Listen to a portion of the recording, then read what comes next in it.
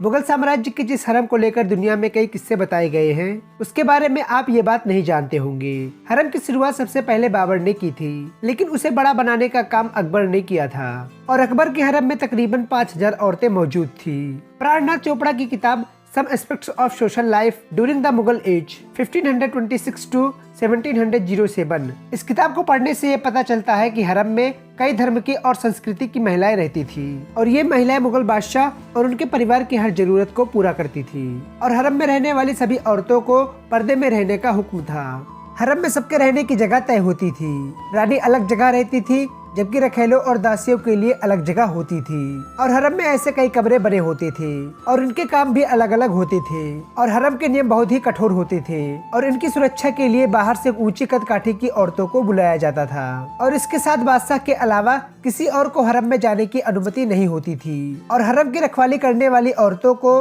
किसी से मेल जोल करने की कोई इजाजत नहीं थी।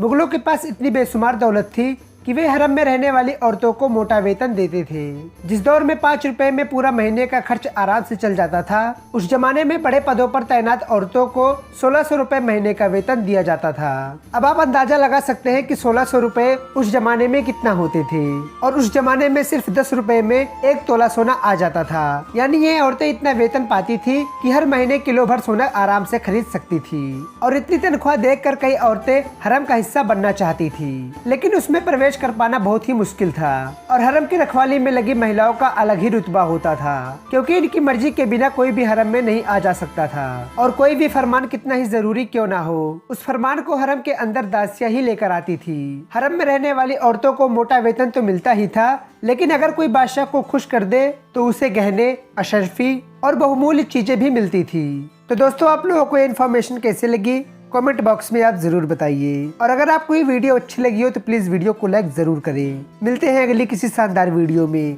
तब तक के लिए जय हिंद।